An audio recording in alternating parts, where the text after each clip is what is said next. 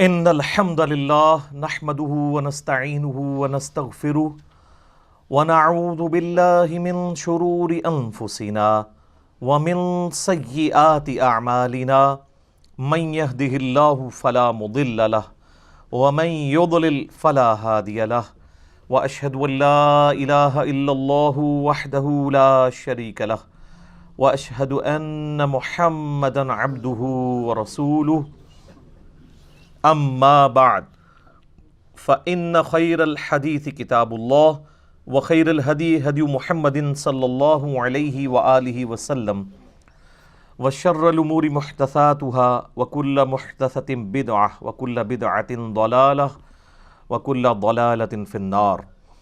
اعوذ باللہ السمیع العلیم من الشیطان الرجیم من ہمزہ ونفخہ ونفثہ بسم اللہ الرحمن الرحیم۔ رب اشرح لی صدری ویسر لی امری واحلل عقدۃ من لسانی یفقہوا قولی۔ بسم اللہ الرحمن الرحیم۔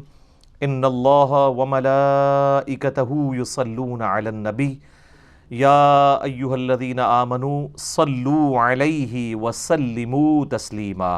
اللہم صل علی محمد وعلی آل محمد کما صلیت علی ابراہیم وعلی آل ابراہیم انک حمید مجید۔ اللہم بارک علی محمد وعلی آل محمد کما بارکت علی ابراہیم وعلی آل ابراہیم انک حمید مجید۔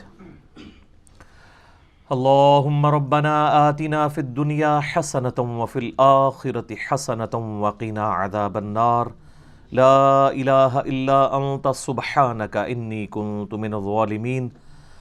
حسبنا اللہ ونعم الوکیل۔ یا حی یا قیوم برحمتک استغیث ولا حول ولا قوة الا باللہ العلی العظیم۔ ربنا آتنا من لدنک رحمۃ وہیئ لنا من امرنا رشدا۔ آمین۔ الحمدللہ آج 1 مارچ 2020 کو سنڈے کے دن قرآن کلاس نمبر 18 میں ہم انشاءاللہ تعالی سورۃ البقرہ کی آیت نمبر 99 سے سٹارٹ لیں گے۔ 98 نمبر آیت اس پہ کنکلوڈ ہوئی تھی کہ علماء یہود نبی صلی اللہ علیہ وآلہ وسلم سے بغض اس لیے رکھتے تھے کہ آپ علیہ السلام بنو اسماعیل میں تشریف لے کے آئے، اور ان کی خواہش تھی کہ پیغمبر آخر الزماں صلی اللہ علیہ وآلہ وسلم کو بنو اسرائیل کے اندر ہونا چاہیے۔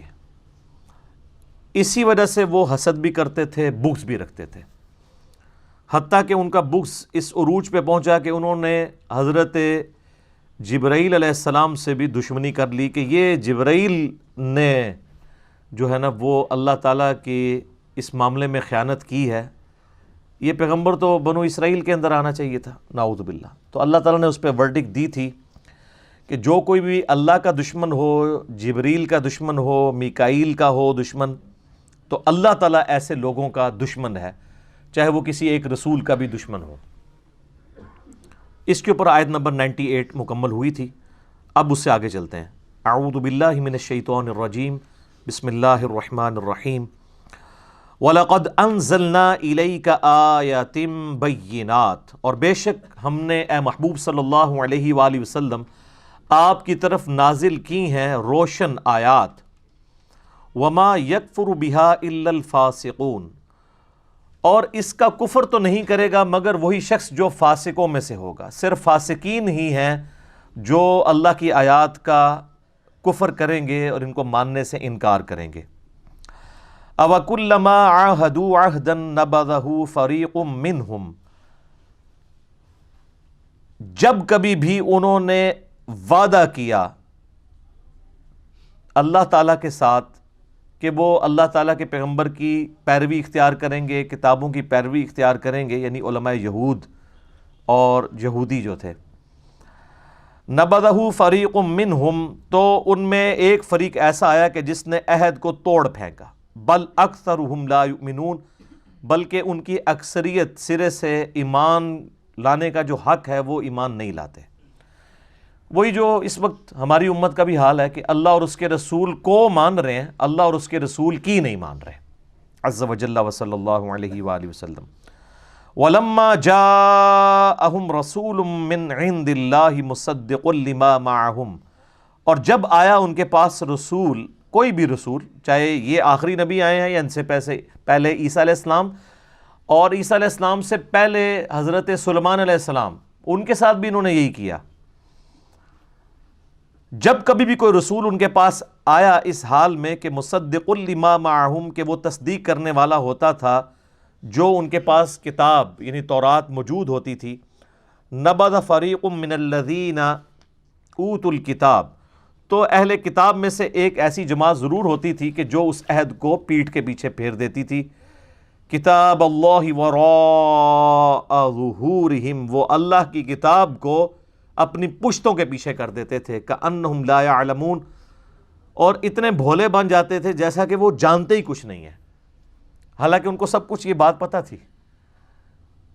یعنی یہ پوری گفتگو اسی کانٹیکسٹ میں ہو رہی ہے کہ یہ جان بوجھ کے ایسے مکرے بنے ہوئے ہیں، ان کو پتہ ہے، حتیٰ کہ سورۃ الانعام میں آئے گا کہ یہ اس پیغمبر کو ایسے پہچانتے ہیں جیسے اپنے بیٹوں کو پہچانتے ہیں، لیکن صرف بغض کی وجہ سے، اناد کی وجہ سے، اپنی چودراہٹ کے ختم ہونے کے ڈر کی وجہ سے انہوں نے نبی علیہ السلام کی نبوت کا انکار کر دیا۔ اور ظاہر ہے کہ اس میں چودراہٹ، سرداری سٹیک پہ لگی ہوئی تھی علماء یہود کی، عوام کی نہیں۔ عوام کی مت علماء ہمیشہ مارتے ہیں، علماء سو۔ اب جب کبھی کوئی کتاب اللہ کو پس پش ڈال دے، انبیاء کی تعلیمات سے روگردانی کر دے، تو اس کا الٹیمیٹ نتیجہ یہ نکلتا ہے کہ وہ پھر تعویذ دھاگوں میں پڑ جاتی ہیں امت۔ اور یہی بنی اسرائیل کے ساتھ ہوا کہ جب انہوں نے اللہ کی کتاب کو پس پش ڈال دیا تو پھر وہ جادو سیکھنا شروع ہو گئے، تعویذات کا علم انہوں نے سیکھنا شروع کر دیا، شیاطین کا اتنا انٹریکشن ہو گیا کہ وہ انسانی شکل میں سامنے آ کے ان کو جادو سکھایا کرتے تھے اور وہ فخریہ جادو سیکھا کرتے تھے۔ حتیٰ کہ اللہ تعالیٰ نے 2 فرشتے نازل کیے ان کی آزمائش کے لیے، ہاروت اور ماروت۔ بابل شہر کا نام ہے، عراق کے اندر آج بھی ہے، بیبلونیا، اس شہر کے اندر۔ اور وہ فرشتے جب کبھی بھی کوئی ان کو اس طرح کے عملیات سکھاتے تھے تو ساتھ وہ یہ کہتے تھے کہ ہم تمہاری آزمائش ہیں، یہ علم نہ سیکھو، پھر بھی وہ یہ علم سیکھا کرتے تھے۔ تو اس میں ہاروت اور ماروت کا کوئی قصور نہیں تھا۔ اور یہ جو اسرائیلی روایتیں ہیں کہ وہ کسی عورت پر عاشق ہو گئے تھے اور آج بھی وہ فرشتے الٹے لٹکے ہوئے ہیں کسی کنویں کے اندر، وہ کنواں بھی بنایا ہوا ہے، بالکل جھوٹ ہے۔ قرآن کا واضح فتویٰ ہے کہ فرشتے کبھی بھی اللہ کے حکم کی سرتابی نہیں کرتے۔ شیطان نے اس لیے حکم عدولی کی کہ وہ جنات میں سے تھا، کان من الجن ففسق عن امر ربی، وہ جنوں میں سے تھا، سورۃ الکہف آیت نمبر 50، اس لیے اس نے اپنے رب کے حکم کی نافرمانی کی۔ ہاروت اور ماروت تو فرشتے تھے، تو اللہ تبارک و تعالیٰ کی وہ ڈیوٹی پوری کر رہے تھے۔ جیسا کہ ملک الموت علیہ السلام روح قبض کرتے ہیں تو اللہ کی ڈیوٹی پوری کر رہے ہیں۔ آپ اور میں کسی کی روح قبض کرنے کی کوشش کریں گے تو ہم پہ قتل کا مقدمہ لگ جائے گا، کیونکہ ہم اللہ کی ڈیوٹی پوری نہیں کر رہے ہوں گے، اللہ کی شریعت کو توڑ رہے ہوں گے۔ تو اب اسی کانٹیکسٹ میں یہ اگلی آیت ہے، بڑی اہم ترین آیت، سورۃ البقرہ کی آیت نمبر 102، وَاتَّبَعُوا مَا تَتْلُو الشَّيَاطِينُ عَلَى مُلْكِ سُلَيْمَانَ، اور پیروی کرنے لگے اس کی جو پڑھا کرتے تھے شیاطین سلیمان کے عہد حکومت کے اندر۔ نہیں، شیاطین زمین پہ اترتے تھے، لوگوں کو جادو سکھایا کرتے تھے، تو لوگ ان جادوگروں کی پیروی کرنا شروع ہو گئے، اللہ کی کتاب کو انہوں نے پسے پش ڈال دیا۔ وما کفر سلیمان، اور سلیمان علیہ السلام نے کفر نہیں کیا، یعنی یہ اللہ تعالیٰ نے کلیئر کیا، کیونکہ بنو اسرائیل میں ایسے لوگ بھی تھے کہ جو حضرت سلیمان علیہ السلام سے بھی بغض رکھتے تھے، اور وہ سمجھتے تھے کہ حضرت سلیمان علیہ السلام بھی ایکسیز آف ایول ہیں، کیونکہ ان کو بھی جو معجزات ملے ہوئے تھے وہ ان کو جادو سمجھتے تھے۔ ظاہر ہے سلیمان علیہ السلام کے بارے میں میرا کلپ ڈیٹیل ریکارڈ ہوا ہے، تخت بلقیس والا، پرندوں کی بولیاں وہ جانتے تھے، ہوا ان کے حکم سے چلتی تھی، اللہ تعالیٰ فرماتا ہے ان کی صبح کی جو مسافت ہے وہ 1 مہینے کے برابر ہوتی تھی اور شام کی 1 مہینے کے برابر۔ پہاڑ ان کے والد کے ساتھ، حضرت داؤد علیہ السلام کے ساتھ تسبیح کرتے تھے۔ اور پرندوں کی بولیاں کیا، ہد ہد ان کا جو تھا وہ ان کا سمجھ لیں کہ ایئر چیف تھا. تو اس قدر غیر معمولی صلاحیتیں ان کو حاصل تھیں کہ بعض لوگوں کو یہ گمان ہوا کہ یہ بھی جادوگر ہے. تو اللہ تعالیٰ نے حضرت سلیمان علیہ السلام کی کلیریفیکیشن دی ہے کہ سلیمان علیہ السلام کو جو کچھ دیا گیا وہ جادوگری نہیں تھی بلکہ وہ معجزات تھے. وما کفر سلیمان، سلیمان نے کوئی ایسا کفر نہیں کیا، ولکن الشیاطین کفروا، بلکہ لیکن، یہ لیکن کا لفظ اردو میں بھی استعمال ہوتا ہے، لیکن عربی میں لیکن، اردو میں لیکن، لیکن شیاطین کفر کرتے تھے. یعلمون الناس السحر، وہ لوگوں کو سحر، جادو سکھایا کرتے تھے. وما انزل علی الملکین، اور جو ہم نے نازل کیا تھا دو فرشتوں پر، ببابل، بابل شہر کے اندر، ہاروت و ماروت، ہاروت اور ماروت دو فرشتے تھے جن پہ ہم نے ایک ایسی خاص چیز نازل کی تھی، وہ آگے ذکر آ رہا ہے، جو وہ لوگوں کو سکھایا کرتے تھے. وما يعلمان من احد حتى يقولا، اور وہ اس وقت تک کسی کو وہ علم نہیں سکھاتے تھے جب تک کہ یہ کلیئر نہ کر دیں کہ یہ جو تم علم ہم سے سیکھ رہے ہو یہ فتنے والا علم ہے، یہ علم سیکھنا حرام ہے، یہ کفر ہے، یہ اللہ کی نافرمانی ہے. لیکن وہ آزمائش کے طور پہ سکھا رہے تھے. اللہ تعالیٰ ظاہر ہے، اللہ تعالیٰ نے یہ سارے معاملات کیوں پیدا کیے ہیں؟ تاکہ انسان کو آزمایا جائے. اب اللہ تعالیٰ نے خنزیر کو اللہ نہیں پیدا کیا نا، اور ہمارے اوپر پابندی لگا دی کہ اس کا گوشت نہیں کھانا.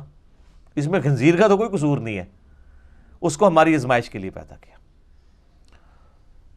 تو اس طرح اللہ تبارک و تعالیٰ نے جو یہ جانچنے کا نظام پیدا کیا، اس میں کوئی نہ کوئی اللہ تعالیٰ کی ڈیوٹی پوری کر رہا ہوتا ہے، بشرطے کہ کوئی بغاوت نہ کرے تو اس کے اوپر کوئی اس طرح کا بلیم نہیں آتا. تو جب کبھی بھی وہ کسی کو سکھانے لگتے تھے وہ دونوں، تو وہ کیا کہتے تھے؟ انما نحن فتنۃ، ہم تو نہیں مگر فتنہ، آزمائش ہیں تمہارے لیے، فلا تکفر، تو مت کفر کرو. یعنی فرشتے کہتے تھے کہ ہم کفر سکھا رہے ہیں لیکن کفر نہ سیکھو، یہ اللہ کی آزمائش ہے. یار اس سے ننگی بات کوئی کی جا سکتی ہے کہ فرشتے انسانی شکل میں آئیں اور کہ ہمیں اللہ نے تمہاری آزمائش کے لیے بھیجا ہے کہ دیکھتے ہیں کہ کون اس آزمائش میں پڑتا ہے، کوئی کون نہیں پڑتا، اس کے باوجود لوگ گمراہ ہو جائیں. تو یہ کوئی اتنی معیوب بات تو نہیں ہے، ہماری امت بھی ایسے کر رہی ہے. نبی علیہ السلام کی مبارک زندگی کے اندر سارے کوئی آپ کے جانثار تو نہیں تھے، آپ کے جانی دشمن بھی تھے. آپ علیہ السلام پہ قاتلانہ حملے بھی ہوئے، آپ علیہ السلام کو تکلیف بھی دی گئی، آپ کے گھر والوں کے اوپر تہمتیں لگائی گئیں، حتیٰ کہ آپ کو زہر بھی دیا گیا. تو یہ ساری تکلیفوں سے نبی علیہ السلام کو گزرنا پڑا. تو فرشتے تو پھر بھی فرشتے تھے، پیغمبر جو ان کی جنس سے ہوتے تھے، ان کی سپیشیز سے ہوتے تھے، ان کو بھی لوگ نہیں قبول کرتے تھے.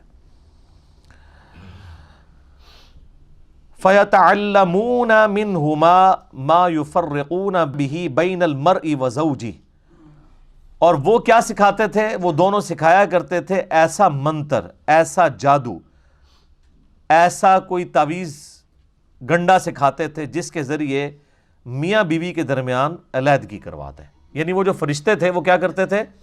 اللہ تعالیٰ کی طرف سے آزمائش تھے، اور ایسی آزمائش تھے کہ وہ ایسا منتر سکھاتے تھے جس کے ذریعے کوئی شخص میاں بیوی کے درمیان جدائی کروا سکتا ہے.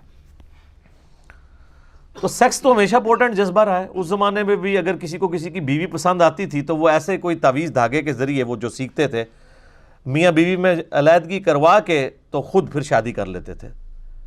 تو اس طرح کے علوم آج کل بھی آپ دیکھیں مارکیٹ کے اندر عام ہے، لیکن ظاہر ہے کہ یہ علوم اسی وقت اثر کرتے ہیں کہ جب جن کے اوپر یہ عمل کیا جا رہا ہو وہ خود اللہ سے غافل ہو. اگر جو شخص سنت اذکار کرتا ہے اور وظائف کا اہتمام کرتا ہے، اللہ کے ساتھ جڑا ہوا ہے، تو دنیا کے سارے جادوگر مل کے کچھ نہیں کر سکتے. ایک نبی علیہ السلام کا جو واقعہ جادو والا ہے جس کے اوپر میرا کلپ بھی ریکارڈڈ ہے، وہ صرف اللہ تعالیٰ نے ایک رول ماڈل کے طور پر ایک واقعے سے آپ علیہ السلام کو گزارا. اس کے بعد کبھی آپ نے سنا ہو کسی صحابی پہ جادو ہوا ہو؟ حضرت عمر فاروق رضی اللہ تعالیٰ عنہ جنہوں نے سپر پاورز الٹ دی تھی، تو یہودی یروشلم میں بیٹھے ہوئے تھے اور وہ جادو میں مشہور تھے، کروا دیتے حضرت عمر کے اوپر جادو؟ نہیں. جب جادو کا علاج اتر آیا معوذتین آخری 2 صورتوں کی شکل میں، تو صحابہ کرام ان وظائف کا اہتمام کرتے تھے، اس لیے ان کے اوپر کبھی اس قسم کے سفلی جو علوم ہیں انہوں نے کبھی کوئی برا اثر نہیں دکھایا۔ تو اگر جادو سے ہی جنگیں جیتی جاتی تو وہ جیت لیتے، تو اس طرح نہیں ہوتا۔ خیر یہ الگ ٹاپک ہے، میں اس کی ڈیٹیل میں آج نہیں جاؤں گا۔ اللہ تعالیٰ فرماتا ہے کہ وہ میاں بیوی کے درمیان جدائی کروا دیتے تھے، اور یہ میاں بیوی کے درمیان جدائی کروانے کا فتنہ آج تک اسی طریقے سے جاری ہے۔ شیاطین یہ جدائی کرتے ہیں، اور اس کے لیے ضروری نہیں کسی نے تعویذ کروایا ہو، اپنی غلطیاں بھی آتی ہیں۔ اللہ تعالیٰ کے کچھ رولز اور ریگولیشنز ہیں، جو ان کو وائلیٹ کرے گا اس کے اوپر اللہ تعالیٰ کا وہ رول اپلائی ہو جائے گا۔ مثلا جو شخص بھی سخت سردیوں کی رات میں ننگے پاؤں ٹھنڈے فرش پہ پھرے گا تو اس چیز کے چانسز ہیں کہ اس کو ٹھنڈ لگ جائے۔ اب وہ یہ تو نہیں کہہ سکتا میں نے دعائیں پڑھی ہوئی ہیں۔ دعا کا اثر اس وقت تک ہے جب تک آپ اپنے اوپر خود تقدیر غالب نہ کر لیں۔ اگر کوئی دعا پڑھ کے تو سانپ کے منہ میں ہاتھ دے دیتا ہے تو دعا کا کوئی اثر نہیں ہوگا، کیونکہ ان ساری دعاؤں کے ساتھ آتا ہے ناگہانی آفات جو انسان نے خود اپنے اوپر اپلائی نہ کی ہوں۔ اب ایک بندہ کہ جی میں بسم اللہ پڑھ کے ساکٹ میں 2 انگلیاں دے دوں تو انشاءاللہ اوپر ہی پہنچے گا۔ ہاں آپ کو کہانیاں کرائی گئی ہیں کہ حضرت خالد بن ولید نے بسم اللہ پڑھ کے زہر پی لیا تھا۔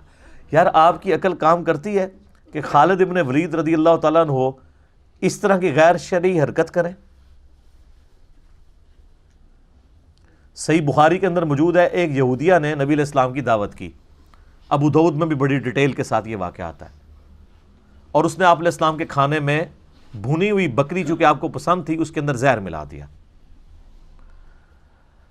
آپ علیہ السلام نے جب کھانا شروع کیا تو آپ کے ساتھ باقی صحاب بھی تھے، تو جیسے ہی آپ نے لقمہ زبان پہ رکھا تو اس لقمے نے بول کے کہا کہ یا رسول اللہ مجھے آپ نے نہیں نگلنا، میرے اندر زہر ہے، تو آپ نے وہ تھوک دیا۔ لیکن اس دوران کئی صحابہ جنہوں نے ایک ایک لقمہ چکھ لیا تھا ان میں سے کئی صحابہ شہید ہو گئے اس زہر کی وجہ سے، اور اس کے قصاص میں اس عورت کو قتل بھی کروایا گیا۔ ظاہر اس نے زہر دیا تھا، تو اسے پوچھا گیا بھی تم نے یہ کیوں کیا ہے؟ تو اس نے کہا کہ میں نے چیک کرنا تھا آپ اللہ کے رسول ہیں یا نہیں، اگر آپ اللہ کے رسول ہیں تو اللہ آپ کو بتا دے گا، اور اگر آپ اللہ کے رسول نہیں ہیں تو آپ سے ہماری جان چھوٹ جائے گی۔ خیر ایمان کی دولت پھر بھی نہیں ان کو نصیب ہوئی اس واقعے کے بعد بھی۔ جس طرح ہم یہاں لوگوں کو ان کے بزرگوں کی بابوں کی کفری عبارتیں بھی دکھا دیتے ہیں نا، پہلے تو بڑے وثوق سے کہہ رہے ہوتے ہیں کہ جی بالکل غلط ہے، جب دیکھ لیتے ہیں آپ کہتے ہیں آپ بتاؤ، پھر آنکھیں بند کر لیتے ہیں۔ تو یہ مینٹالٹی شروع سے۔ تو اب مجھے بتائیں صحابہ کرام جو ساتھ نبی علیہ السلام کی موجودگی میں بغیر بسم اللہ کے وہ کھانا کھا رہے تھے وہاں پہ، تو کیوں شہید ہو گئے؟ زہر کا اثر ہو جاتا ہے، جس کی موت لکھی ہوئی ہے وہ اس طریقے سے آ جانی، موت نہیں ٹل سکتی۔ اور پھر صحیح بخاری میں یہ آتا ہے کہ 4 سال تک نبی علیہ السلام کو اس زہر کی وجہ سے تکلیف رہی، حتیٰ کہ آپ کی وفات بھی اسی میں ہوئی ہے، کیونکہ آپ کو اللہ تعالیٰ نے اس طرح دشمنوں کے ہتھے تو نہیں چڑھنے دینا تھا۔ کتب اللہ لأغلبن انا ورسولی، اللہ نے یہ طے کر دیا کہ میں اور میرے رسول غالب رہیں گے، تو اس کے تحت اللہ نے آپ کو اسپیشل پروٹیکشن دی۔ لیکن آپ کی خواہش تھی، صحیح بخاری میں حدیث ہے، میری خواہش ہے اللہ کی راہ میں قتل کیا جاؤں، پھر زندہ کیا جاؤں، پھر قتل کیا جاؤں، پھر زندہ کیا جاؤں، پھر قتل کیا جاؤں، پھر زندہ کیا جاؤں، پھر قتل کیا جاؤں۔ تو یہ خواہش اللہ تعالیٰ نے انڈائریکٹلی پوری کر دی اور آپ کو شہادت کے مرتبے تک پہنچایا۔ میرا یوٹیوب پہ ایک کلپ بھی اپلوڈڈ ہے، کیا نبی علیہ السلام شہید ہوئے تھے، اس میں یہ ساری احادیث بتائی ہیں، باقاعدہ ان کو ڈسپلے کروایا ہے، ایک ایک کا جے پی جی دکھایا ہے کہ یہ اس طریقے سے یہ معاملہ ہوا تھا۔ تو وہ زہر کا اثر واپس آیا۔ بخاری کے الفاظ ہیں، عائشہ کہتی ہیں کہ نبی علیہ السلام مجھے کہتے تھے کہ وہ غزوہ خیبر کے موقع پر جو میں نے گوشت کھایا تھا آج میری رگیں کاٹ رہا ہے، اور نبی علیہ السلام کو اللہ نے آنرری طور پہ شہادت کے درجے کے اوپر فائز کیا اللہ کے حکم سے، یعنی اس کا زہر واپس آ گیا، ورنہ جو شہید ہونے والے تھے وہ تو اسی وقت ہی ہو گئے تھے۔ لیکن نبی علیہ السلام 4 سال تک سروائیو کیا، اللہ تعالیٰ نے اس اثر کو واپس لے کے آئے۔ تو کوئی نقصان اس طریقے سے نہیں پہنچا سکتا الا یہ کہ کسی کے مقدر میں ہو. تو یہ جھوٹے واقعات ہیں کہ بسم اللہ پڑھ کے زہر کھا لیا. تقدیر کو جو اپنے اوپر غالب کرے گا اس کے اوپر کوئی وظیفہ اثر نہیں کرے گا. یہ ذہن میں رکھنا ہے. یہ ناگہانی آفات کے لیے ہوتا ہے, اور ناگہانی آفات بھی ادر دین موت. موت نہیں ٹلے گی. موت اور بڑھاپا یہ دو ایسی چیزیں ہیں جن کا کوئی میڈیکل علاج بھی نہیں ہے. اور نبی علیہ السلام کی آپ طب نبوی کے اوپر حدیث اٹھا کے دیکھیں تو ہمیشہ آپ کو ملے گا کہ موت اور بڑھاپے کے علاوہ ہر مرض کی دوا اللہ نے رکھی ہوئی ہے. لیکن بڑھاپا اور موت آج بھی نہیں ہے سر, کوئی بڑھاپا نہیں کم. اگر کوئی شخص اپنی سکن سرجری کرا بھی لے تو اس کے اندر اعضاء کی عمر تو پوری ہو چکی ہوتی ہے, صرف چہرے کو مینٹین کیا ہے نا اس نے. وہ بھی کس حد تک, وہ کتنے بھدے لگ رہے ہوتے ہیں آپ کو پتہ ہی ہے, جو زبردستی اس طرح کی سکن ٹائٹ کرواتے ہیں. اور اگر آپ کا لیونگ سٹینڈرڈ درست نہیں ہوگا تو میرے بھائی کئی لوگ ہیں جن کی عمر تو 40 سال ہے لیکن ان کے گردے 60 سال کے ہو چکے ہیں, کیونکہ انہوں نے خوراک صحیح استعمال نہیں کی. ان کا معدہ ہو سکتا ہے 70 سال کا ہو چکا ہو, اس طرح کی باہر کی گندی غذائیں انہوں نے کھائی ہیں کہ جتنا اس نے ٹیمپر ہونا تھا 40 سالوں میں, 70 سالوں کے اندر وہ 40 سال میں ہی ہو گیا. تو اس کو کہتے ہیں انسان کی ہر عضو کی ایک میڈیکل لائف ہوتی ہے.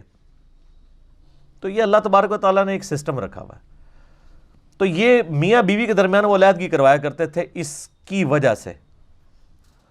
صحیح مسلم میں ایک حدیث ہے کہ شیطان کا تخت پانیوں پہ لگا ہوا ہے اور رات کے وقت سارے اس کے چیلے آ کے اسے رپورٹ کرتے ہیں اور بتاتے ہیں کہ آج ہم نے کون کون سے گناہ کے کام کروائے. کوئی آ کے کہتا ہے کہ آج میں نے فلاں شخص سے چوری کروائی, فلاں شخص سے میں نے قتل کروا دیا, فلاں شخص سے میں نے زنا کروا دیا. تو شیطان خاص امپریس نہیں ہوتا. ایک چیلا آ کے کہتا ہے آج میں نے میاں بیوی کے درمیان جدائی کروا دی ہے. تو شیطان کہتا ہے اصل کام تو نے کیا ہے, اور اس کو گلے لگا کے ملتا ہے. کیونکہ تمدن کی جڑ کٹ جاتی ہے جب میاں بیوی کا ریلیشن شپ ڈسٹرب ہوتا ہے. پورا معاشرہ اس کے اوپر کھڑا ہے. اس لیے اسلام میں سب سے زیادہ زور اسی کے اوپر ہے کہ آخری درجے تک نبھانے کی کوشش کی جائے. میرا ایک کلپ کچھ عرصہ پہلے اپلوڈ ہوا تھا یوٹیوب کے اوپر, مظلوم بیوی کے نام سے, کہ ہمارے سب کانٹیننٹ کے معاشرے کے اندر کس طرح عورتوں کے اوپر ظلم ہوتے ہیں اور خاوند جو ہے ان کو کس طرح اپنا غلام سمجھ کے رکھتے ہیں. آج مجھے اس ڈیٹیل میں جانے کی ضرورت نہیں ہے. اب آپ دیکھ لیں کہ وہ جو مسلم شریف کی حدیث تھی کہ شیطان خوش ہوتا ہے میاں بیوی سے علیحدگی کے معاملے میں, تو قرآن نے بھی اس حدیث کو انڈورس کر دیا ہے کہ واقعی شیاطین کا جو اول مصداق ہے وہ یہی ہے کہ میاں بیوی کے درمیان جدائی کر دی ہے. بولے اعوذ باللہ تعالی. تو اللہ تعالیٰ فرماتا ہے وَمَا هُمْ بِضَارِّينَ بِهِ مِنْ أَحَدٍ إِلَّا بِإِذْنِ اللَّهِ. وہ ضرر نہیں پہنچا سکتے تھے اس جادو اور منتر کے ذریعے مگر جب اللہ چاہے. اللہ نہیں چاہے گا تو نہیں اثر ہوگا, سیدھی سی بات ہے. اور جب اللہ چاہے گا تو کوئی بچت نہیں کر سکتا. سورہ الزخرف میں آیا کہ جو رحمان کے ذکر سے روگردانی اختیار کرتے ہیں اللہ ان پر شیطان مسلط کر دیتا ہے جو اس کا برا ساتھی بن جاتا ہے. اللہ کر دیتا ہے شیطان. یہ شیطان اللہ کا چھوڑا ہوا کتا ہے نا, اور ہر انسان کے ساتھ ہے. بخاری مسلم میں حدیث موجود ہے, نبی علیہ السلام فرمایا کہ ہر انسان کے ساتھ ایک فرشتہ اور ایک جن اٹیچڈ ہے. مسلم شریف میں ذرا ڈیٹیل آتی ہے اس کی.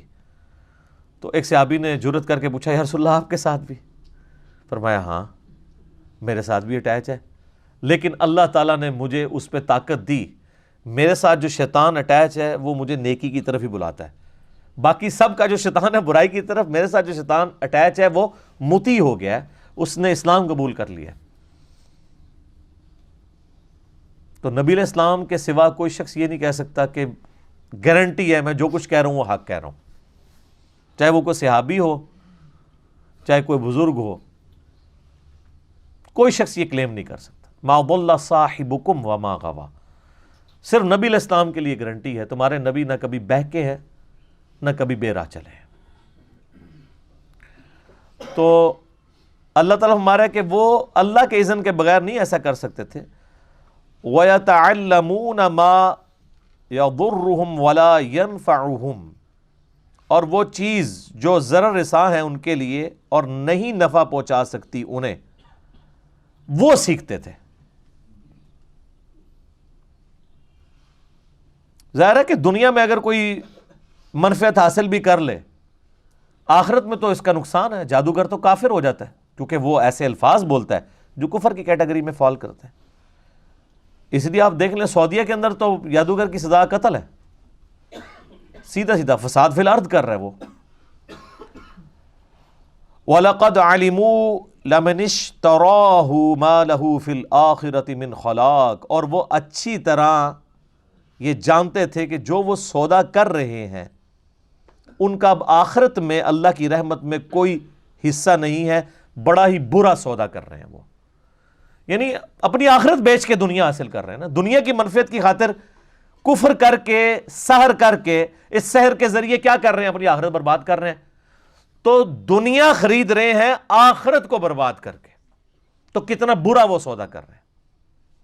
اور اہل ایمان کی نشانی سورہ توبہ میں کیا آئی کہ اللہ تعالیٰ نے مومنین کی جانیں اور مال جنت کے بدلے میں خرید لی ہیں، وہ اپنی جان اور مال لٹا دیتے ہیں جنت کے حصول کے لیے۔ اور یہاں پہ جو فاسقین ہیں، جو کفر کرنے والے ہیں، اللہ کے باغی ہیں، ان کا ایٹیچیوڈ کیا ہے کہ وہ دنیا حاصل کرنے کے لیے اپنی آخرت داؤ پہ لگا دیتے ہیں۔ مَا لَهُ فِي الْآخِرَةِ مِنْ خَلَاقٍ، آخرت میں ان کا کوئی حصہ نہیں ہے۔ وَلَبِئْسَ مَا شَرَوْا بِهِ أَنفُسَهُمْ لَوْ كَانُوا يَعْلَمُونَ، اور کتنی ہی بری چیز ہے جس کا انہوں نے سودا کیا ہے اپنی جانوں کو، اس یعنی دوزخ کی آگ میں جھونک کے۔ لَوْ كَانُوا يَعْلَمُونَ، کاش وہ اس بات کو جانتے ہوتے۔ جانتے تو وہ تھے، مراد یہ کہ جاننے والا جانتے۔ یہاں پہ آپ بڑے سے بڑے ڈاکو سے پوچھ لیں کہ ڈاکہ مارنا کیسی چیز ہے، کہے گا جی بری چیز ہے۔ اپنے بچوں کو وہ کوشش کرے گا کہ ان کی تربیت صحیح کرے، تو اس کا کیا مطلب ہے؟ اس کو پتہ ہے۔ لیکن اللہ تعالیٰ جو اس طرح کی ورڈک دیتا ہے نا، کاش یہ جانتے ہوتے، مراد یہ کہ واقعی اس کو سیریس لیتے۔ اب کتنے لوگ ٹی وی پہ آ کے کہتے ہیں جان اللہ کو دینی ہے، اور کرتوت ان کے دیکھ لیں۔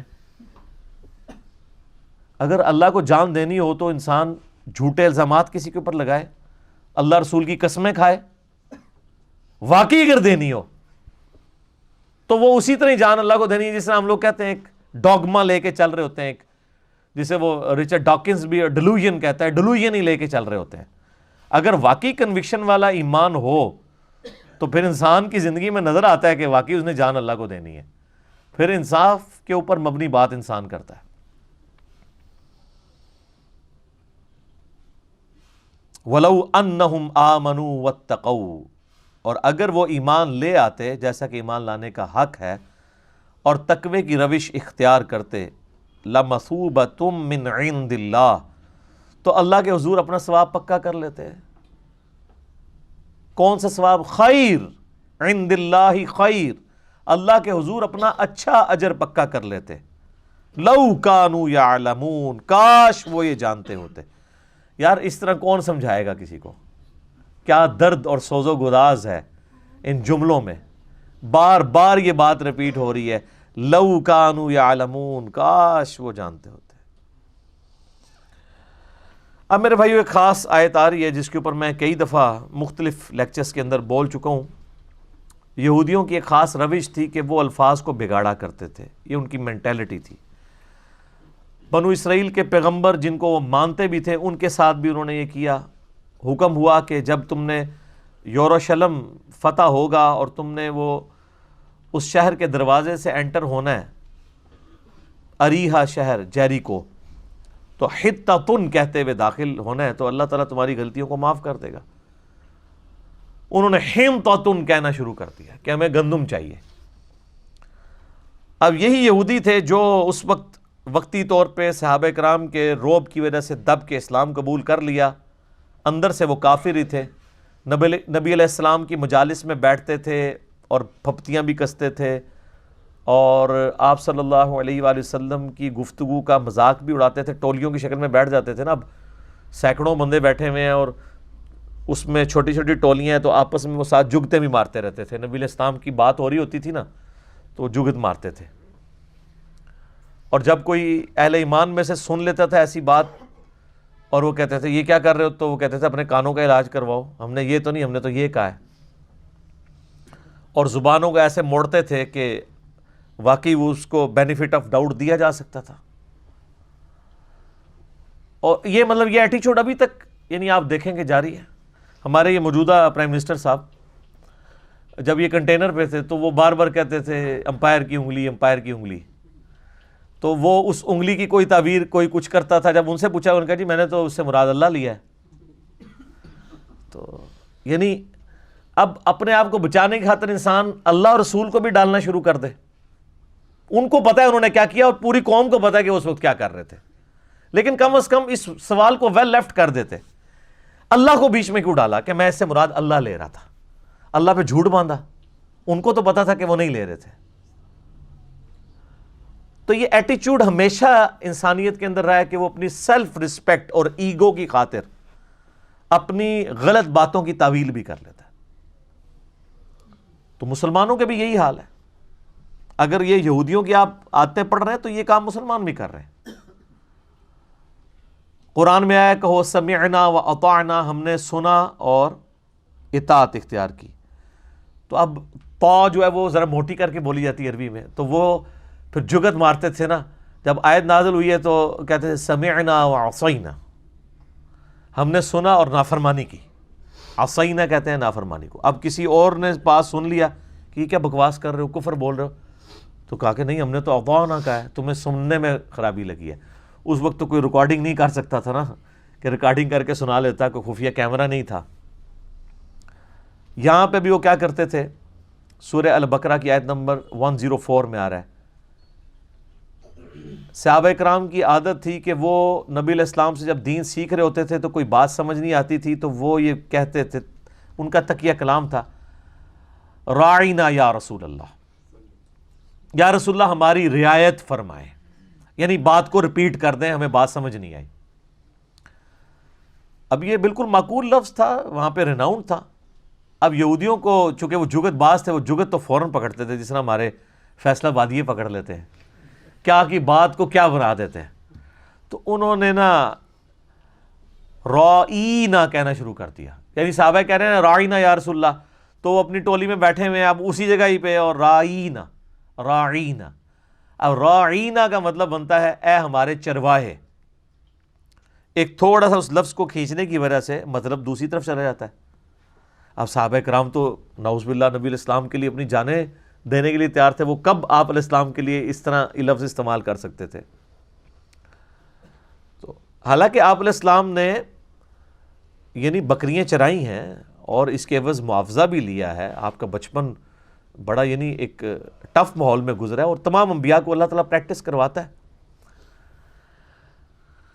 لیکن یہودی جو ہیں وہ کسی اور سینس میں اس کو کہہ رہے ہوتے تھے، بدتمیزی کے لیے، آپ کو ڈس آنر دینے کے لیے، نعوذ باللہ. تو اللہ تعالیٰ کو چونکہ یہ بات اللہ کو تو پتا تھا یہ کیا کر رہے ہیں، تو اللہ تعالیٰ نے صحابہ کرام کو کہا کہ اے اہل ایمان تم اس لفظ کو ہی چھوڑ دو جس کو یہودی بگاڑتے ہیں. تو وہ آیت ہے اب یہ سورۃ البقرہ آیت نمبر 104، یا ایھا الذین آمنوا لا تقولوا راعینا، اے ایمان والو مت کہا کرو راعینا، وقولوا انظرنا، بلکہ کہا کرو یا رسول اللہ ہمارا انتظار کر لیں، نظر رحمت فرمائیں، تھوڑی دیر کے لیے انتظار کر کے اس بات کو ریپیٹ کرتے. یعنی ایک ایکویلنٹ ورڈ دے دیا راعینا کی بجائے انظرنا. واسمعوا، اور بات غور سے سنا کرو، یعنی نوبت ہی نہ آئے دوبارہ پوچھنے کی. ایک تو آپ علیہ السلام بولتے بھی بہت آہستہ تھے نا، آواز بھی کم تھی اور بولنے کی رفتار بھی کم تھی. بخاری مسلم میں آتا ہے کہ اما عائشہ کہتی ہیں کہ ایک عام آدمی آپ علیہ السلام کے الفاظ گن بھی سکتا تھا، آپ علیہ السلام اس طرح آہستہ آہستہ بولتے تھے جب تعلیم دی جا رہی ہوتی. آپ دیکھیں نا اب اس وقت قرآن کلاس میں جو میری ٹون ہے،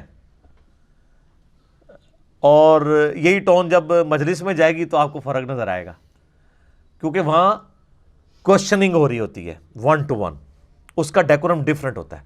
لیکن درس و تدریس کا ڈیکورم یہی ہوتا ہے کہ آہستہ آہستہ ٹھہر ٹھہر کے بات کو سمجھانا. اور سوال و جواب کا کانٹیکسٹ وہی ہوتا ہے. یہ دونوں چیزوں کو مکس نہیں کرنا چاہیے. یہ اسی طریقے سے ہے کہ ایک بندہ وہ بریانی کو اور مرغ پلاؤ کو ایک سمجھنا شروع کر دے, وہ دونوں کا ٹیسٹ ڈفرینٹ ہے.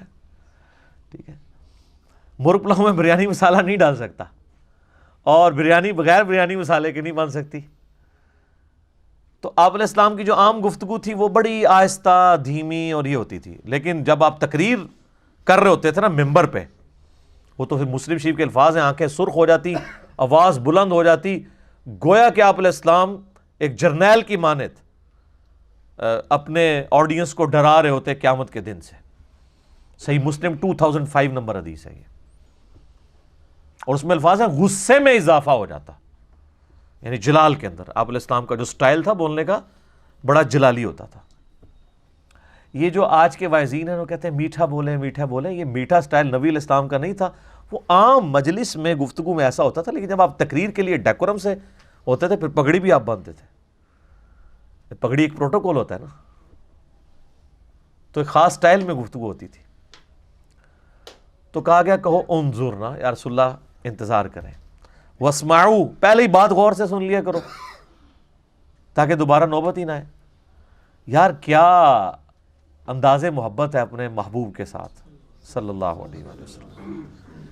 صحابہ کرام کو الٹرنیٹو بھی دیا جا رہا ہے اور ساتھ ہلکی سی ڈانٹ بھی پلائی جا رہی ہے کہ پہلے کیوں نہیں کان کھول کے سن دیو, کہ ضرورت ہی نہ پوے بار بار. واسمعوا وللکافرین عذاب علیم, اور کافروں کے لیے دردناک عذاب ہے جو تلے ہوئے ہیں نبی علیہ السلام کی توہین کے اوپر. اچھا, اب یہاں کافر سے مراد وہ کافر ہیں جو قانوناً مسلمان تھے لیکن اندر سے منافق تھے. اور قرآن میں منافقین کو بھی یا ایھا الذین آمنوا کہہ کے کہا گیا, کیونکہ قانوناً وہ مسلمان تھے. اور منافقین کا بھی جو بعد میں بھی پتہ چلا تو ایک عبداللہ ابن ابی ہے جس کا مین پتہ ہے. باقیوں کے تو نام حذیفہ ابن یمان کو نبی علیہ السلام نے بتائے ہیں, باقیوں کو تو پتہ بھی نہیں تھا. نمازیں بھی پڑھتے تھے, تکبیر اولیٰ سے پڑھتے تھے. مسلم شریف میں حدیث ہے, عبداللہ ابن مسعود کہتے ہیں کہ نبی علیہ السلام کے زمانے میں اگر کوئی بیمار ہو کے اتنا لاغر ہو جاتا کہ وہ دو بندوں کے سہارے مسجد میں آتا تو وہ دو بندوں کے سہارے ہی آتا تھا کہ کہیں اسے منافق نہ سمجھ لیا جائے. یعنی منافق بھی اتنے پکے نمازی تھے کہ وہ بھی مسجد میں ہی نماز پڑھتے تھے. پاکستان میں مسلمان ہونے کے لیے نماز کوئی ضروری نہیں ہے, لیکن ریاست مدینہ جو اوریجنل تھی اس میں نماز اتنی ضروری تھی کہ اگر آپ نماز نہیں پڑھیں گے تو آپ مسلمان نہیں ہیں. یہ فرق میں آپ کو بتا رہا ہوں. تو نبی علیہ السلام کا احترام سکھایا گیا. سورۃ الحجرات تو اس کا کلائمیکس ہے نا, یا ایھا الذین آمنوا لا ترفعوا اصواتکم فوق صوت النبی, اے اہل ایمان اپنی آواز کو بلند نہ کرنا رسول اللہ کی آواز سے, ورنہ تمہارے اور آپس میں ان کے ساتھ ایسے گفتگو نہ کرنا جس طرح آپس میں ایک دوسرے کے ساتھ کرتے ہو, ورنہ تمہارے اعمال اکارت کر دیے جائیں گے اور تمہیں خبر بھی نہیں ہوگی. یعنی اتنا بڑا یہ جرم ہے کہ توبہ کی توفیق بھی نہیں ملے گی, پتہ ہی نہیں چلے گا. اب اعمال اکارت ہو جائیں اور پتہ بھی نہ چلے کسی کو تو اس نے توبہ کہاں سے کرنی ہے. اور صحیح بخاری میں یہ آیت نازل ہوئی تھی حضرت ابوبکر و عمر کے بارے میں, عام بندوں کے بارے میں نہیں. ابن ابی ملیکہ تابعی کہتے ہیں قریب ہے کہ مخلوق کے دو بہترین لوگ ابو بکر اور عمر برباد ہو جاتے جب رسول اللہ کے حضور جھگڑا کرتے ہوئے آپس میں ان کی آوازیں بلند ہو گئیں اور اس پہ یہ آیات نازل ہوئیں. اور اس کا کانٹیکسٹ پھر وہ عبداللہ ابن زبیر سے بیان کرتے ہیں صحیح بخاری کے اندر ہی, کہ بنو تمیم کا وفد آیا تو جب وہ جانے لگے تو نبی علیہ السلام نے مشورہ کیا کہ آپ کی مبارک عادت تھی جب بھی کوئی قبیلہ اسلام قبول کرتا تھا تو ان میں سے کسی کو ان کا امیر مقرر کرتے تھے تاکہ بعد میں کمیونیکیشن کے لیے آسانی ہو. تو حضرت ابوبکر رضی اللہ تعالیٰ نے مشورہ دیا کہ فلاں شخص امارت کے لیے موضوع ہے. حضرت عمر نے کہا یہ نہیں, یہ بہتر ہے. تو حضرت ابوبکر کو غصہ آ گیا, انہوں نے کہا کہ عمر تم ہر معاملے میں مجھ سے اختلاف کرتے ہو. اب نبی علیہ السلام تو بیچ میں کہیں ہے نہیں تھے, یہ آپس میں ڈسکشن کر رہے تھے اور اس میں تلخ کلامی ہوئی, آواز بلند ہو گئی. قرآن کی آیات نازل ہوئی کہ رسول اللہ کی موجودگی میں بھی جس نے آواز بلند کی, رسول اللہ سے تو بدتمیزی کا تو سوال ہی نہیں نہ پیدا ہوتا, ان کی موجودگی میں بھی آپس میں لڑے تو فارغ. بخاری کے الفاظ ہیں، جب یہ آیات نازل ہوئیں تو حضرت عمر اتنی آہستہ آواز میں گفتگو کرتے تھے کہ نبی علیہ السلام کو سنائی نہیں دیتی تھی، اور آپ کئی دفعہ یہ کہتے تھے عمر تھوڑا تو اونچا بولو، مجھے سمجھ نہیں آ رہی، اتنا ڈر گئے۔ پھر اللہ تعالیٰ نے قرآن میں اگلی آیات نازل کی، ان الذین یغضون اصواتهم عند رسول اللہ، بے شک جو لوگ رسول اللہ کے حضور اپنی آوازوں کو پست رکھتے ہیں، اللہ نے ان کے دلوں کو تقوی کے لیے چن لیا ہے، ان کے لیے اجر عظیم ہے، مغفرت ہے۔ اور یہ آیت آج بھی روزہ شریف کے باہر جالیوں کے اوپر لکھی ہوئی ہے، کیونکہ نبی علیہ السلام اپنی وفات کے بعد بھی اسی طریقے سے قابل احترام ہے جس طرح اپنی مبارک زندگی میں۔ آج بھی اگر کوئی قبر رسول کے پاس اپنی آواز کو بلند کرے گا، چاہے وہ صلاۃ و سلام پڑھنے کے لیے کرے، اس کے اعمال حقارت ہے۔ اس لیے آپ دیکھیں وہاں پہ انہوں نے شرطے کھڑے کیے ہوتے ہیں نا، ایک تو زیادہ وہ جھمگٹا نہیں لگانے دیتے، کیونکہ ابو داؤد میں حدیث ہے میری قبر پہ میلہ نہ لگانا، تم دنیا کے کسی بھی حصے میں درود پڑھو گے مجھ تک پہنچ جائے گا، قبر رسول پہ حاضری دیں اور نکل جائیں۔ یہ پاکستانی جا کے کھڑے ہو جاتے ہیں، پھر وہ سلام پڑھنا شروع کر دیتے ہیں، پیچھے وہ لائن پھنس جاتی ہے اور وہ سمجھتے ہیں کوئی نیکی کا کام کر رہے ہیں، حالانکہ نبی علیہ السلام نے تو اس سے منع کیا ہے۔ سلام عرض کریں، السلام علیکہ یا رسول اللہ، صحابہ کرام سے ثابت ہے، الموطا امام مالک کے اندر، مصنف ابن ابی شیبہ میں، فضل الصلاۃ علی النبی کے اندر، کہ وہ قبر رسول پہ حاضر ہو کے سلام عرض کرتے تھے، اور سیدنا ابو بکر عمر کے آگے بھی السلام علیکہ یا ابا بکر، السلام علیکہ یا عمر، اور پھر آگے چلے جاتے تھے۔ یہ جو مطلب اس طرح، اور وہاں پہ بھی آپ دیکھیں گے جو شرطے انہوں نے کھڑے کیے ہوتے ہیں تو وہ باقاعدہ اشاروں کے ساتھ بات کر رہے ہوتے ہیں، آپ کبھی نہیں دیکھیں گے کہ وہ اونچی آواز میں بول جائیں، وہاں پہ لوگوں کو منع بھی کریں گے نا، ایسے ایسے کر کے کریں گے۔ ان کو باقاعدہ اس کو ٹرینڈ کیا جاتا ہے کہ آپ نے اپنی آواز کو اس طریقے سے بلند نہیں کرنا وہاں پہ۔ اور ہمارے لوگ کیا کہتے ہیں جی، او جی جالیاں نو کانڈ کر کے کھلوتے ہوندے نے۔ یار یہ آپ کو کس نے چیز بتا دی ہے؟ اللہ کے بندو، اگر آپ اس کو فزیکلی گستاخی بھی سمجھتے ہیں تو نبی علیہ السلام کی قبر مبارک تو ان جالیوں سے کم از کم 5 مختلف ہرڈلز کے پیچھے قبر مبارک ہے۔ یہ جو لوگ قبر مبارک کے لیے جاتے بھی ہیں نا زیارت کے لیے، وہ قبر تک کوئی بھی نہیں پہنچتا۔ قبر تو حضرت عمر بن عبدالعزیز کے دور کے اندر اس کو سکیور کر دیا گیا۔ وہ ایک ڈیٹیل یعنی ہے، وہ حجرہ عائشہ کی دیوار گر گئی تھی، صحیح بخاری کے اندر آتا ہے۔ یہ نور الدین زنگی والا واقعہ تو کہانی بنایا ہوا ہے انہوں نے۔ تو ایک انگلی کے برابر موٹائی کی کوئی چیز ہو تو وہ سترا ہوتا ہے۔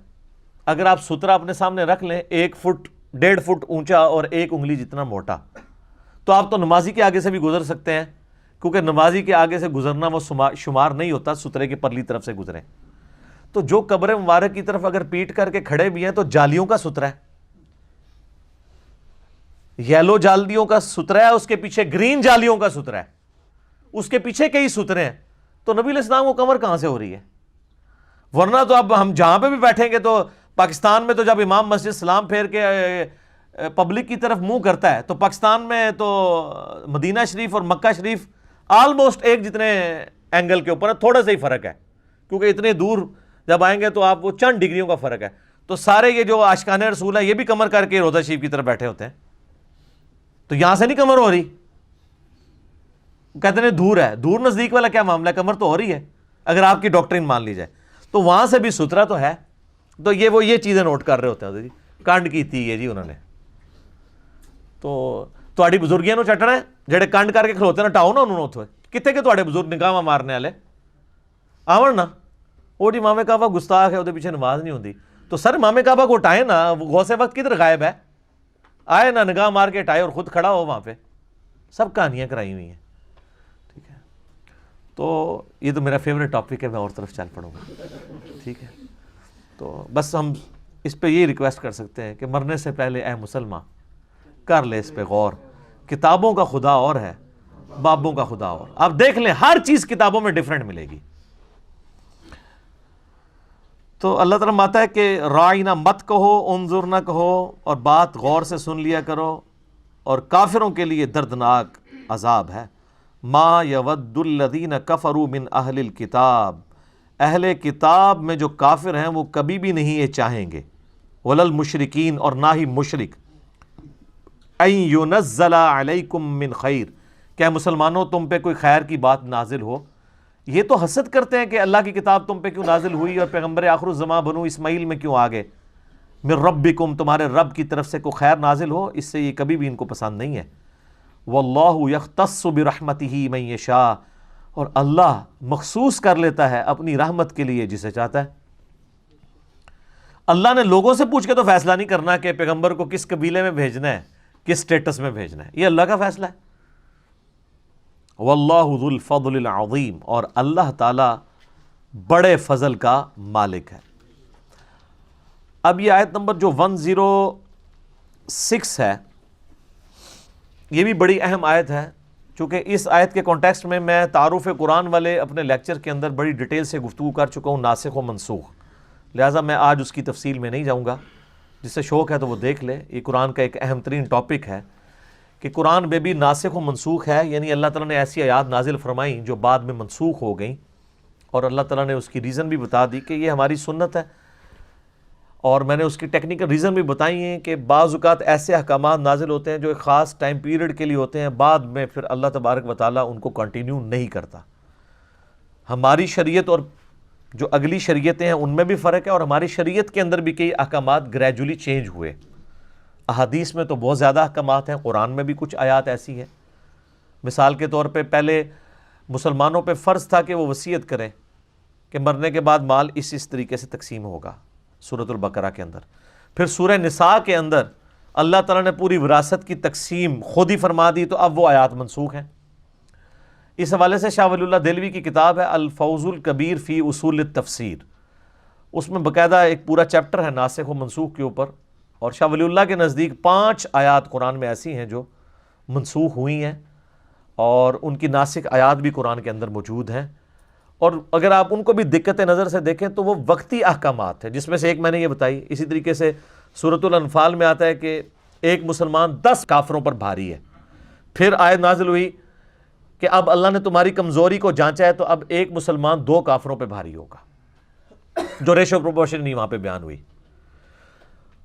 یعنی ظاہر جب تعداد بڑھ گئی تو پھر 125 جو صحابہ مکے میں تربیت یافتہ تھے، اس طرح کے صحابہ تو بعد والے نہیں تھے نا، تو اوورآل ریشو پروپورشن گر گئی۔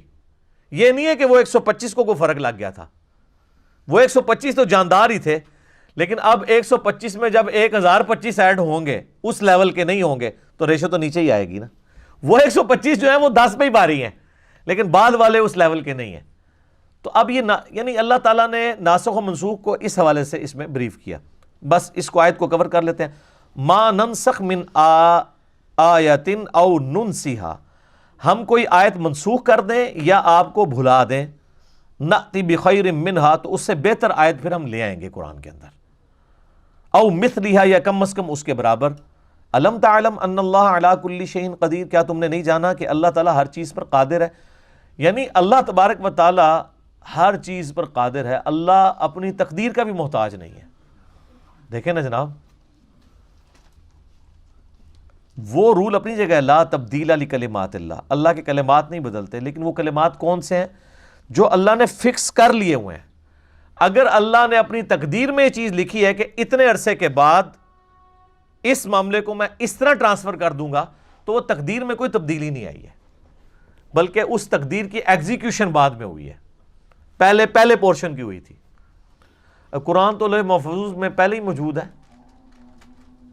آپ احادیث اٹھا کے دیکھیں تو میں نے کئی ایک حوالے پیش کیے ہیں سورۃ البقرہ کے بارے میں کہ وہ تو انسانوں کی پیدائش سے پہلے، جنات کی پیدائش سے پہلے اللہ تعالیٰ کے پاس لکھی ہوئی تھی سورۃ البقرہ۔ تو اللہ کا کلام جو ہے وہ اللہ کی صفت ہے، غیر مخلوق ہے۔ بس اس کو اسی کے اوپر کنکلوڈ کرتے ہیں۔ زیادہ ڈیٹیل کے لیے آپ قرآن کلاس جو ہماری تعارف والی تھی اس میں نے اس کے اوپر ڈسکشن کی تھی۔ الم تعلم ان اللہ لہ ملک السماوات والارض، کیا تم نہیں جانتے کہ اللہ تعالیٰ کے لیے ہے بادشاہت آسمانوں کی اور زمین کی، وما لکم من دون اللہ من ولی ولا نصیر، اور اللہ کے سوا تمہارا نہ کوئی پشت پناہ ہے اور نہ کوئی مددگار ہے۔ حقیقی پشت پناہ مددگار اللہ ہے۔ ہاں، اللہ تعالیٰ نے انسان کے لیے کچھ اسباب مقرر کیے ہیں، یعنی ماں باپ انسان کے پشت پناہ ہیں، اس کے بہن بھائی اس کے لیے پشت پناہ ہے اسباب کے طور پر جو اللہ تعالیٰ نے اٹیچ کیے میں، لیکن جو اب مر گیا وہ تو پشت پناہ نہیں نا کسی کا ہو سکتا. ظاہری اسباب تو وہی ہیں جو زندہ لوگ ہیں، آپ ان کو چاہے وہ کافر بھی ہیں آپ ان کو بھی سبب کے طور پہ اختیار کر سکتے ہیں، لیکن جو مر چکا ہے اس کو اب آپ کی دعاؤں کی ضرورت ہے، وہ آپ کے لیے کچھ نہیں کر سکتا. ام تريدون ان تسألوا رسولکم کما سئل موسیٰ من قبل، کیا تم یہ ارادہ رکھتے ہو کہ تم اپنے رسول سے بھی اسی قسم کے سوالات کرو جس طرح کہ اس سے پہلے موسیٰ علیہ السلام کے ماننے والوں نے اپنے رسول کو تنگ کیا تھا؟ وہ سورۃ البقرہ میں آپ واقعہ تو سن چکے ہیں نا کہ ایک گائے ذبح کرنے کا حکم ہوا تو کڈی لمبی کہانی پھر یہودیاں نے کرائی کہ اچھا یہ پوچھ کے بتائیں، یہ پوچھ کے بتائیں. تو مسلمانوں کو یہ ٹرین کیا گیا کہ نبی علیہ السلام کے ساتھ کوئی ایسے سوال والا معاملہ نہیں کرنا جس طرح کا انہوں نے کیا. اب یہ بھی ایک بڑا ڈیٹیل ٹاپک ہے، پچھلے دنوں ہماری اس کے اوپر ویڈیو بھی اپلوڈ ہوئی ہے. کیا علماء سے زیادہ سوال کرنا حرام ہے؟ اس طرح کی آیات کا وہ سہارا لے کے کہتے ہیں جی زیادہ سوال بھی نہیں کرنے چاہیے علماء نے، ٹھیک ہے. تو اور یہ بھی وہ اس لیے کر رہے ہوتے ہیں کہ وہ سوال آپ ان کے مسلک کے خلاف کر رہے ہوتے ہیں، ان کی مرضی کے کریں تو کہیں گے جی اور کریں، جیسے ہی آپ اعتراض کریں گے کہ زیادہ سوال نہیں کرنے چاہیے کیونکہ ان کو جواب نہیں آتے ہوتے. اور وہ کہتے ہیں قرآن میں بھی ہے، تو یہ تو نبیوں کے لیے آیا، اور اس کی حکمت بھی سورۃ المائدہ کے اندر آگے بیان ہوگی کہ جب قرآن نازل ہو رہا ہے اس دوران آپ زیادہ سوال نہ کرو، ورنہ پھر وہی نازل ہوگی، تمہیں سوالوں کے جواب دیے جائیں گے، پھر تمہیں برے لگیں گے. اور وہ صحیح بخاری مسلم میں آتا ہے، لوگ اس لیول پہ بھی اترتے تھے، یا رسول اللہ بتائیں میرا باپ کون ہے. یعنی اگر کسی کے بارے میں مشہور ہے نا کہ وہ آؤٹ آف ویڈ لاک پیدا ہوا ہے، وہ حلال ہی نہیں، نعوذ باللہ، تو وہ اس قسم کے سوالات بھی پوچھتے تھے. پھر اللہ نے کہا کہ اس طرح کے جواب پھر تمہیں دیے تو تمہیں بات بری لگے گی. اگر واقعی کوئی ایسا مسئلہ ہوا تو قرآن کے نزول کے دوران اس طرح کے سوالات مت کرو، ورنہ جب تمہیں یہ جواب دیے جائیں گے تو تمہیں برا لگے گا. تو پیغمبر اس لیے نہیں آتے کہ وہ تمہیں یہ بتانے کے لیے آئے کہ میری اونٹنی گم ہو گئی ہے تو بتاؤ کدھر ہے، یا فلاں جگہ خزانہ دفن ہے بتائیں وہ کس جگہ پہ دفن ہے. پیغمبر اللہ تعالیٰ کی طرف سے ہدایت کے امام بنا کے بھیجے جاتے ہیں، ان کاموں کے لیے نہیں آتے. تو یہ صحابہ کو ٹرین کیا جا رہا ہے کہ تم نے اس طرح کے سوالات نہیں کرنے. باقی وہ کلپ دیکھیں، اس میں میں نے کئی اور باتیں کی ہیں جو آج میں ریپیٹ نہیں کرنا چاہتا. یوٹیوب پہ جا کے لکھیں کیا علماء سے زیادہ سوال کرنا حرام ہے، تو سر تواڈے 14 طبق روشن ہو جان گے، تسی وہ کلپ ویکھو، ٹھیک ہے. وَمَن يَتَبَدَّلِ الْكُفْرَ بِالْإِيمَانِ، اور جو کوئی بدل دے ایمان کو کفر کے ذریعے، یعنی اللہ نے ایمان دیا تھا وہ ایمان بیچ کے اب کفر خرید رہا ہے، فَقَدْ ضَلَّ سَوَاءَ السَّبِيلِ، تو ایسا شخص راہ راست سے بھٹک گیا. وَدَّ كَثِيرٌ مِّنْ أَهْلِ الْكِتَابِ، اور بہت سے اہل کتاب ایسے ہیں، لَوْ يَرُدُّونَكُم مِّن بَعْدِ إِيمَانِكُمْ كُفَّارًا، وہ تلے ہوئے ہیں اس بات پہ کہ تمہیں کافر بنا دیں ایمان لانے کے بعد. ہم تو ڈوبے ہیں صنم، تمہیں بھی لے ڈوبیں گے. خود تو وہ کافر ہوئے ہی ہیں، صرف اوپر سے ایمان قبول کیا ہے، اندر سے کافر ہیں. وہ یہ بھی چاہتے ہیں جس بلی کی دم کٹ جائے نا اس کی خواہش ہوتی ہے ساری بلیوں کی دم کٹ جائے، تو تم بھی ان کے ساتھ برباد ہو جاؤ. وہ چاہتے ہیں حسدم من عند انفسہم، اس حسد کی وجہ سے جو انہوں نے اپنے جی کے اندر چھپایا ہوا ہے ان کے اندر، من بعد ما تبین لہم الحق، بعد اس کے کہ ان کو یہ پتہ بھی چل چکا ہے یہ الحق ہے قرآن. وبالحق انزلناہ وبالحق نزل، نبی علیہ السلام حق ہیں، آپ علیہ السلام سچ ہیں، اس کے باوجود فاعفو، تو آپ معافی کی روش ان کے ساتھ اختیار کریں، وصفحو، اور درگزر کرتے رہیں، حتی یأتی اللہ بامرہ، یہاں تک کہ اللہ کا حکم آ جائے. اللہ کا حکم کیا آ جائے کہ آپ کو اجازت مل جائے قتال کرنے کی، اس وقت تک ویل لیفٹ کریں، کنفرنٹریشن کو اوائڈ کریں. جس طرح کہ ہم آپ کو کہتے ہیں کہ انشاءاللہ ایک وقت آئے گا کہ دنیا جھومے گی. ویسے اللہ کا شکر ہے کہ وہ وقت ہمیں نظر آنا شروع ہو گیا ہے کہ فرقہ واریت کو 3 طلاقیں دے کے لوگ جھومیں گے کہ نہ میں وابی نہ میں بابی، میں ہوں مسلم، علمی کتاب ہے، ٹھیک ہے. کنفرنٹریشن اوائڈ کریں. جس طرح علماء یہود کی مسندیں سٹیک پہ لگی تھیں، اس وقت ہمارے علماء سو کی مسندیں بھی سٹیک پہ لگی ہوئی ہیں. انہی کے باوجداد تھے نا وہ بڑے، انہوں نے وقت کے پیغمبر کے ساتھ یہ کیا، تو ہم تو پیغمبر کے نمائندے ہیں، تو ہمیں یہ کہاں پہ قبول کریں گے؟ پیغمبروں کو قبول نہیں کیا. حضرت عیسیٰ علیہ السلام کو دیکھ لیں، یہودیوں نے کیا کچھ نہیں ان کے ساتھ کیا. ان اللہ علی کل شیء قدیر، بے شک اللہ تعالیٰ ہر چیز کے اوپر قادر ہے۔ ایک وقت آئے گا کہ مسلمانوں کو غلبہ ملے گا۔ پھر ساتھ لوگوں نے دیکھا ہے نا، 2 ہجری میں غزوہ بدر ہوئی، 3 میں غزوہ احد، 5 میں غزوہ خندق، 6 میں صلح حدیبیہ اور کافروں نے مسلمانوں کو ایز اے پاور تسلیم کر لیا، 7 ہجری میں غزوہ خیبر ہوئی، 8 ہجری میں فتح مکہ، اور 9 ہجری میں غزوہ تبوک۔ رومن امپائر نے بھی مسلمانوں کا روب قبول کر لیا، اور 1.5 لاکھ کی فوج صرف 30,000 صحابہ کے ڈر سے رومن امپائر کا ہیڈ کیسر روم وہ بارڈر سے پیچھے بھاگ گیا۔ اور پھر آپ دیکھ لیں 14 ہجری کے اندر جا کے 14-15 ہجری کے اندر یرموک اور قادسیہ بھی ہو گئی ہے، اور دونوں سپر پاورز، یعنی یہ 16-17 سال کے اندر پوری دنیا تل پٹ ہو گئی ہے۔ لیکن جب یہ آیات نازل ہو رہی ہیں اس وقت تو صرف تسلی ہیں۔ کسی نے سوچا تھا کہ ان آیات کے نزول کے 10-12 سال کے اندر یہ سب کچھ ہو بھی جائے گا۔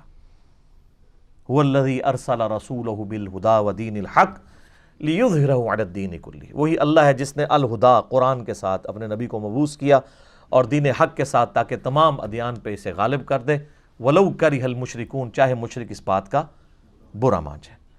ٹھیک ہو گیا جی۔ اللہ تعالیٰ سے دعا ہے جو حق بات میں نے کہی اللہ تعالیٰ ہمارے دلوں میں راسخ فرمائے۔ اگر جذبات میں میرے منہ سے کوئی غلط بات نکل گئی تو اللہ تعالیٰ ہمارے دلوں سے ہی محو کر دے، ہمیں معاف بھی کر دے۔